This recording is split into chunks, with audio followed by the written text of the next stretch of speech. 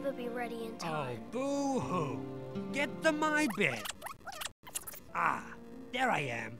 Row 43, position 239. Now that's an Oscar-worthy performance. For those of you living under a rock, I'm Boiny. Boiny the elf of elves, the epitome of elfdom. Ooh. Now, because Santa's always asking for my help when he can't quite cope, I thought I'd take the initiative and show you a bit about my spectacular film, Santa's Apprentice. There's this kid who's an orphan, and things haven't gone well for him, and he happens to be the person that, through a very special process, Santa, or the Santas, have selected to be the next Santa. His name's Nicholas, he's an orphan, and he has a pure heart. And so the journey begins. A pure-hearted orphan Nicholas joined Santa in the North Pole, and then blah, blah, blah. Will he become the next Santa? Anyway, this is where I come in. Nicholas couldn't have done it without me. You may not have seen us together that much in the film. I stepped aside so Nicholas could have his moment in the spotlight. Speaking of spotlight, here's me and Delta. Hey! What can I say? When I star in a movie, I tend to attract all the big names. Hi, how you going? Shane Jacobson. Hi, I'm Magda Szubanski. Hi, I'm Georgie Parker. I'm Hugh Sheridan. Hi, I'm Delta Goodrum. Hi, I'm Boiny. So, how did I make this movie? Here's my good buddy Shane, who does the voice for Santa. The animators listen to the voices, and then they create the animation.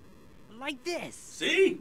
There isn't a child in the world who meets all three criteria. Guess I'll have the job for a wee bit longer, eh? But let's go back a bit. Here's my protege Michael to tell you all about it. I taught him everything he knows. We will start with a storyboard, which is basically a comic book version of the script. Those will go off to the animation department. The animators will then go through a few stages. They will do their key animation, which is just the key poses within every scene. Then it will go off to the in-betweeners, whose job it is to take those key poses and add in those extra drawings in between the poses so the animation becomes very fluid and it doesn't feel like you're doing the robot. Oh, like kind of the way I'm animated. Once that's done, it will go into the digital ink and paint phase where we basically color by numbers. So we'll have a list of all the different colors here and where they're supposed to go. And so we have herds of people that sit there day in and day out and go, right, Santa's hat is red. Santa's hat is red. It's red. It's red. It's red. Okay, it's red. We get it already. So, you've probably all noticed they're drawing on a computer screen, not on paper. Paper is so 2009. This was an international production, with elves from all over the world having the opportunity to work with me. The French elves were particularly great and definitely had the best accents. Oh la la, ho ho ho, croissant.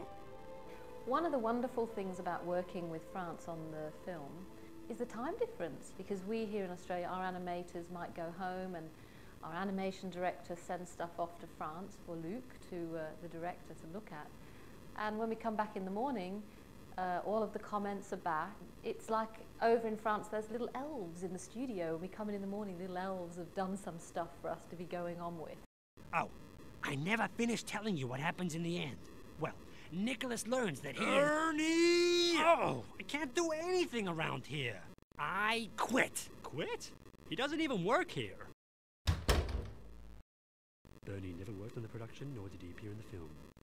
He lied to you.